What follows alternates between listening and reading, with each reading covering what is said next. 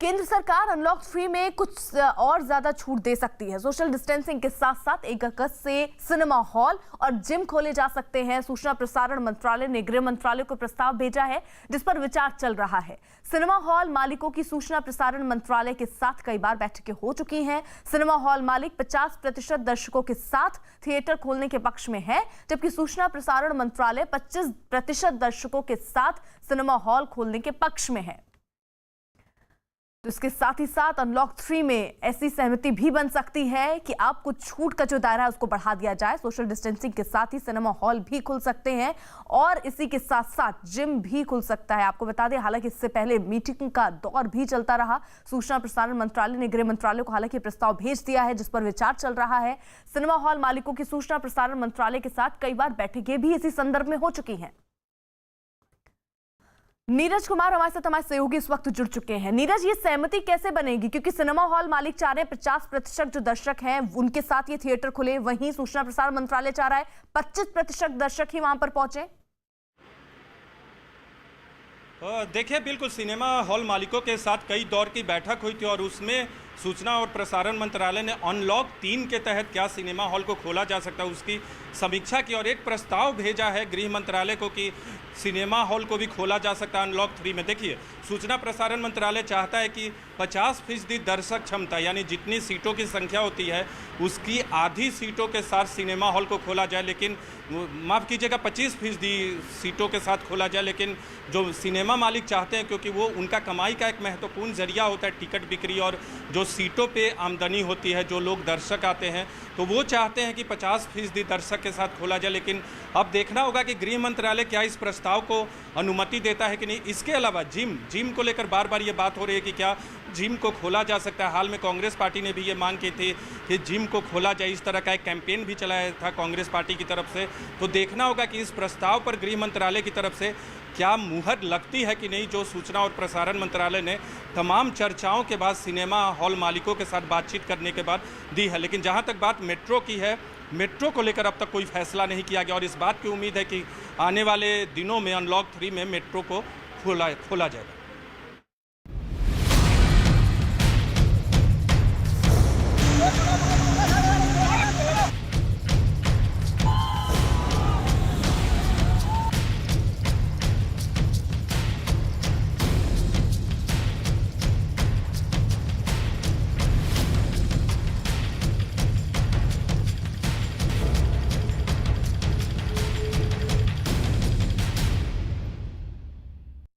अब बात सैलाब की। देश में भारी बारिश और बाढ़ से कई जगहों पर तबाही और बर्बादी का मंजर नजर आ रहा है।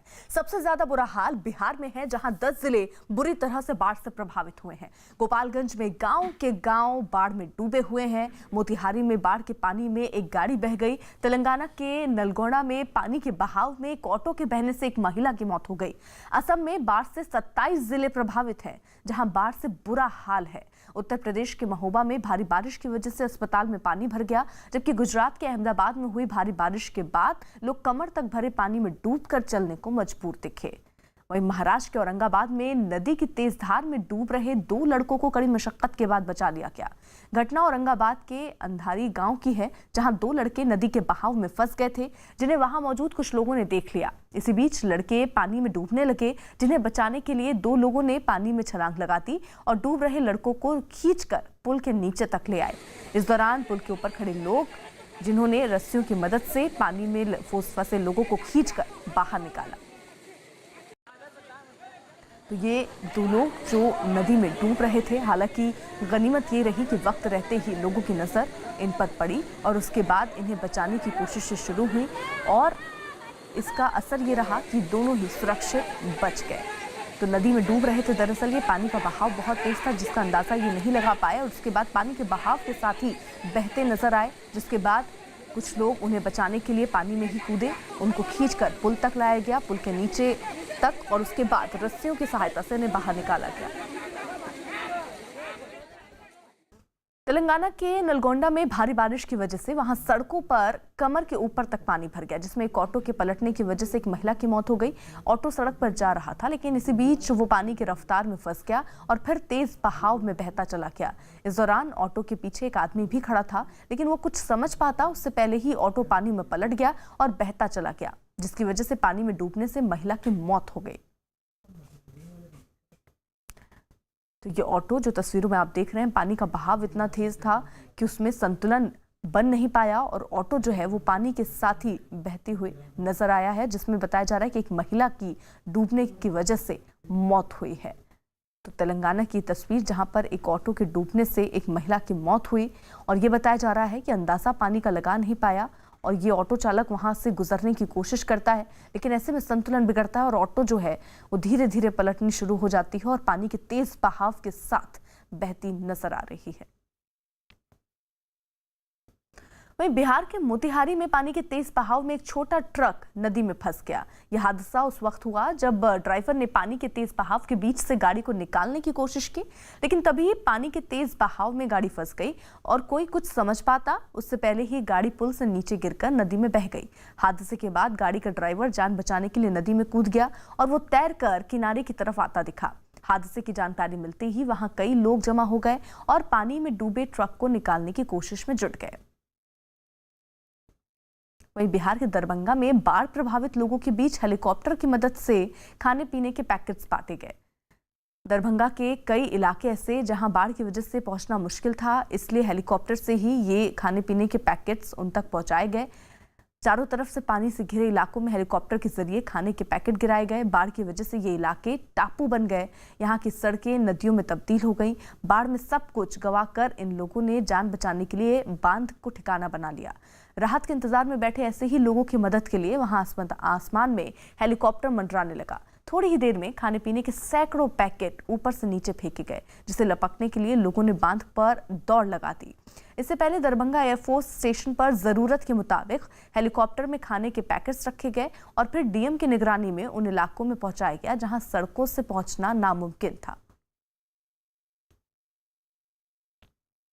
वहीं बिहार के गोपालगंज में भी बाढ़ प्रभावित लोगों को खाने के पैकेट बांटे गए। वायुसेना के हेलीकॉप्टर के जरिए लोगों तक मदद पहुंचाने के लिए हेलीकॉप्टर से खाने के पैकेट गिराए गए। बाढ़ की वजह से गोपालगंज में हालात बेहद खराब हैं और उनके सामने खाने पीने की बड़ी समस्या है। यही वजह रही बाढ़ से घिरे गोपालगंज में हेलीकॉप्टर के जरिए खाने के पैकेट गिराए गए। जिस वक्त हेलीकॉप्टर से खाने के पैकेट गिराए गए, वहां लोगों की भीड़ जुट गई और पैकेट उठाने के लिए दौड़ पड़े। इस दौरान कुछ लोगों को परेशानियों का सामना भी करना पड़ा, क्योंकि हेलीकॉप्टर को काफी नीचे तक लाया गया था, जिससे कुछ मकानों में लगी टिन की शेड उड़ गई, जबकि कुछ मकानों में लगी शेड टूट गई।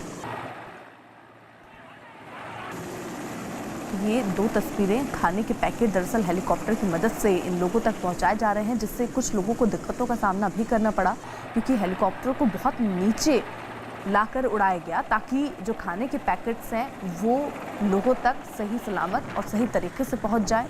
लेकिन इस कोशिश में कई मकान जो वहां पर थे, उनके टिन शेड जो हैं वो खराब हो गए या उड़ गए। वहीं बिहार के गोपालगंज में वाल्मीकि नगर बराज से छोड़े गए पानी की वजह से गंडक नदी ने तबाही मचानी शुरू कर दी। गंडक नदी के आसपास बने इलाकों में कई फीट तक पानी भर चुका है, जिससे हजारों लोग बेघर हो गए और सुरक्षित ठिकानों की तलाश में कमर तक पानी में डूबकर ऊंची जगहों की ओर जाने को मजबूर हो गए। गोपालगंज के देवापुर इलाके में तो पानी का बहाव इतना तेज है कि एक 13 साल का बच्चा बाढ़ के पानी में बह गया। वाल्मीकि नगर बैराज से 4,38,000 क्यूसेक पानी डिस्चार्ज होने के बाद गोपालगंज के देवापुर इलाके में बाढ़ से हालात बिगड़ने लगे हैं और तस्वीरों में भी आप साफ तौर पर देख सकते हैं।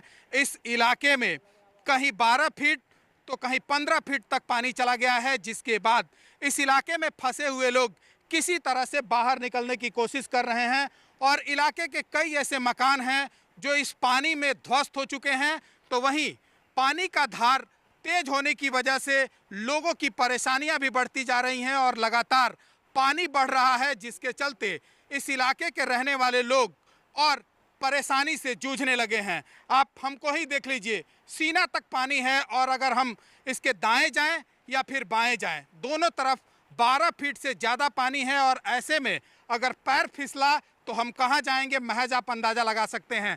और सामने जो गांव है, इस गांव में फर्स्ट फ्लोर तक पानी चला गया है, जिसके बाद जो इलाके में फंसे हैं वो बाहर नहीं निकल पा रहे हैं और जो बाहर हैं वो अंदर नहीं जा पा रहे हैं। ऐसे में इस इलाके के लोग किस हालात में रहते हैं आप महज अंदाज़ा लगा सकते हैं। ये बताइए, घर में तो पानी चला गया है, तो फिर कैसे आप लोग रहते हैं? अब क्या करें सर, कोई साधन यहाँ नहीं है, कुछ भी यहाँ नहीं, कोई आते हैं नहीं कोई जाते हैं। हम लोग इधर के इधर फंसे हुए हैं, इधर से इधर फंसे हुए हैं, कोई साधन हम लोग का नहीं मिल रहा है सर। अब बताइए हम लोग क्या करें, कोई डूब रहा है, कोई कुछ हो रहा है, कहीं मकान ढह रहा है, कहीं घर ढह रहा है, क्या करें। पानी तो लेकिन लगातार बढ़ रहा है। बढ़ रहा है सर, पानी बहुत बढ़ रहा है, कोई साधन हम लोग का नहीं मिल रहा है यहाँ पर। अब गांव है देवापुर मौजे टोला। बिहार में बाढ़ से विनाश लीला शुरू हो गई है। कहीं किसी के पास रहने के लिए घर नहीं बचा, तो कहीं किसी के पास खाने के लिए एक दाने तक नहीं है। और बिहार के गोपालगंज जिले के देवापुर के रहने वाले हैं बद्री महतो, जिनके 13 साल का एक बच्चा इसी सैलाब में गुम हो गया और अब तक यह पता नहीं चल पा रहा है कि इनका बेटा कहाँ गया। गांव में जब बाढ़ आई तो घर में रखने के लिए, पानी निकालने के लिए नल के पास पहुंचा था, लेकिन तेज़ धार में वो कहाँ चला गया यह किसी को पता नहीं है। और यही इनका घर है। घर के पास यह कल है जहां पर पानी लेने के लिए पहुंचा था बच्चा। चारों तरफ इस इलाके में पानी ही पानी है और इसी पानी में वो भी कहां चला गया घर वालों को भी नहीं पता। घर वाले ढूंढ कर थक चुके हैं, घर में इंतज़ार कर रहे हैं कि शायद कोई खबर आ जाए कि उनका बेटा कहाँ है, किस हालात में है, लेकिन अब तक पता नहीं है। बद्री महतो हमारे साथ हैं। ये बताइए कि ये घटना कैसे हुई?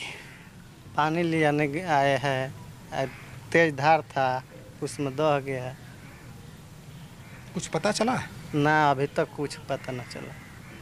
कहाँ गया, किस हालात में, कुछ है? कोई पता नहीं। देखे सामने दहा तक गया, धार तेज था, पढ़ने वाला कोई आदमी नहीं था, गुम हो गया।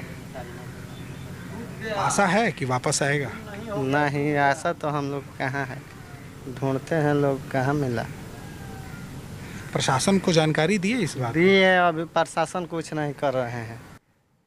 वहीं बिहार के गोपालगंज से एक और तस्वीर सामने आई, जिसमें दिखा कि बाढ़ के पानी से जूझ रहे लोग अपने घरों का सामान और बाइक को उठाकर ले जाते दिखाई दिए। परेशान लोगों ने बताया कि अब उनके सामने खाने पीने की भी बड़ी परेशानी खड़ी हो गई है, लिहाजा उन्होंने प्रशासन से मदद की गुहार लगाई है। गोपालगंज में बाढ़ से तबाही शुरू हो गई है और इस देवापुर इलाके में गांव में कमर से ज्यादा पानी हो गया है। ऐसे में लोग धीरे धीरे गांव को खाली कर रहे हैं। तस्वीरों में आप साफ तौर पर देख सकते हैं मोटरसाइकिल को कैसे लोग बाहर निकालने की कोशिश कर रहे हैं और ऐसे आलम में जो गांव में फंसे हुए लोग हैं वो किस तरह से रहते होंगे महज अंदाजा लगाया जा सकता है। कई ऐसे घर हैं जहां पर फर्स्ट फ्लोर तक पानी चला गया है, तो वहीं जो झोपड़ी वाला घर है वो पूरी तरह से ध्वस्त हो गया है और लगातार पानी बढ़ रहा है, जिसके चलते लोगों की परेशानियां भी बढ़ती जा रही हैं। तो यह देवापुर इलाका है और पानी का धार तेज होने की वजह से कटाव भी जो गंडक नदी है उस पर और होने लगा है। ऐसे में लोगों की परेशानियां जो हैं वो बढ़ती जा रही हैं। ऐसे में समझा जा सकता है कि इस इलाके के लोग किस हालात में रहते होंगे और कैसे घर से बाहर आते जाते होंगे। ये बताइए, घर से आप लोग निकलते कैसे हैं? ऐसे ही निकल रहे हैं, बस पैदल ही आ रहे हैं। जो आप देख रहे हैं वैसे ही निकल रहे हैं। होती है। खाना पीना कैसे हो रहा है? बहुत दिक्कत है सर, बहुत कहीं कहीं ऊंचाई पर हम लोग जाकर वहाँ पे अपना खाना पीना बनाते हैं, खाते हैं, रहते हैं। यही परेशानी है हम लोग की। गोपालगंज में गंडक नदी के उफान का आलम यह है कि पानी के तेज बहाव की वजह से नदी के तटबंध टूटने लगे हैं, जिसकी वजह से बाढ़ का पानी तेजी से नदी के पास के गांवों में पहुंचने लगा है। गांव के गांव पानी में समाने लगे हैं। इसके बावजूद लोग अपने घरों को छोड़ने को तैयार नहीं दिख रहे। हम सदर प्रखंड के खाप मकसूदपुर वार्ड नंबर 10 में आप पहुंचे हैं और आप देखेंगे कि एनडीआरएफ की टीम के द्वारा जो लोग अभी भी गांव में फंसे हुए हैं या वो अपने घर को नहीं छोड़ना चाह रहे थे, उन लोगों को बाहर निकालने के लिए जो रेस्क्यू ऑपरेशन है वो चलाया जा रहा है। और एनडीआरएफ की टीम सदर सीओ यहाँ मौजूद हैं और जो गाँव वाले जो तटबंधों पर जाना चाहते हैं उन्हें निकालने की कवायद की जा रही है। और देखिए, खाप मकसूदपुर का जो वार्ड नंबर 10 है, यहाँ पर हम दिखाना चाहते हैं। यहाँ एक टायर गाड़ी है और इस टायर गाड़ी के अंदर कुछ महिलाएं हैं, वो बैठी हुई हैं, शायद इस इंतजार में कि जो गंडक नदी की जो धारा है वो कम होगी और पानी जब कम होगा तो उनके हालात सुधरेंगे और उन्हें अपना घर नहीं छोड़ना पड़ेगा। थोड़ा सा देखिए, चावल है जो शायद कल का बनाई होंगी और इसी चावल से अपने परिवार का खर्च वो पेट भर रही हैं। आपका क्या नाम है? लालझरी देवी। आप कितना दिन से इस टायर गाड़ी में हैं? ये तो नगदे आज 10-15 दिन हो गए, पानी आयल बा तब से बनी। तो कितने लोग रहते हैं इस टायर गाड़ी में? इनमें बहुत लोग रहे हैं। कितना लोग? नहीं बेसी तो 10 आदमी। 10 लोग इसी टायर में रहती हैं? हाँ, यहाँ से वहाँ लेके बैठ के रात भर। वहीं गंडक नदी के उफान पर होने की वजह से बिहार के गोपालगंज में सारण तटबंध टूट गया। तटबंध टूटने की वजह से गोपालगंज और आसपास के कई इलाके बाढ़ से प्रभावित हो गए। इन इलाकों में गांवों में पानी भर गया और हजारों की आबादी प्रभावित हो गई। हालात ये हो गए कि हर तरफ पानी ही पानी नजर आया। गांवों के अंदर पानी ऐसा बहता दिखाई दिया मानो वहां कोई नदी बह रही हो। खेत, मकान सब पानी में डूबे दिखे। ऐसा लगा मानो वहां कोई गाँव टापू बन गया हो। तो बिहार के समस्तीपुर में भी कुछ ऐसा ही हाल। वहां के बगहा गांव में बाढ़ से जूझ रहे लोगों ने प्रशासन पर लापरवाही का आरोप भी लगाया। पूरे इलाके में पानी भरने से परेशान लोग मकानों की छत पर रहने को मजबूर दिखे। वहीं कुछ जगहों पर लोग कमर तक भरे पानी में डूबकर अपना सामान ले जाते दिखे। हालात ये थे कि जहां तक नजर गई वहां तक सिर्फ और सिर्फ पानी ही पानी नजर आया। खेत, मकान सब पानी में डूबे दिखे। बागला गांव जो कल्याणपुर प्रखंड में आता है, आपको दिखाना चाहेंगे। जिला प्रशासन जो दावे करती है सरकारी नाव पर्याप्त मात्रा में उपलब्ध कराने की, यहाँ पे केले के थंब को जुगाड़ टेक्नोलॉजी से ये नाव बनाया गया है और इसी के सहारे लोग अपने ज़रूरत के सामान को अपने घर तक ले जाते हैं। और ये गांव पूरा जलमग्न हुआ है। और दूसरी तस्वीर जो हम दिखाना चाहेंगे, यहाँ पर पूरा इलाका पानी से घिरा हुआ है। लोग स्कूल के छतों पर यहाँ पर स्कूल के छतों पर रह रहे हैं, किसी तरह अपना जीवन काट रहे हैं। हम यहाँ के लोगों से जानना चाहेंगे कि उनके पास अब तक क्या कुछ पहुँचा है सरकारी मदद। क्या पहुँचा है? कुछ नहीं पहुँचा है, नहीं कुछ नहीं। कोई सरकारी नुमाइंदा देखा है? नहीं, कोई नहीं, कुछ नहीं पहुँचा, कुछ नहीं। आना कोई दिया है नहीं, ना एक सौ नया अखनी तक मिला हुआ। देख लीजिए जो कितना पानी आ डूबा पानी में माल जाल एकदम डूब रहा है, सारा माल जाल डूब रहा है, बकरी चकरी सब डूब रहा है। और अब तस्वीर उत्तराखंड के पिथौरागढ़ की, जहां कई रास्तों में चट्टान गिरने से रास्ते बंद हो गए। हालात ऐसे हो गए कि पिथौरागढ़ का सुरिंग गांव की सड़क पिछले 8 दिनों से बंद है। प्रशासन ने अभी तक सड़क पर गिरी चट्टानों को नहीं हटाया है, जिसकी वजह से लोग चट्टान के ऊपर चढ़कर सड़क को पार कर रहे हैं। ऐसे में जरा सी लापरवाही से बड़ा हादसा हो सकता है।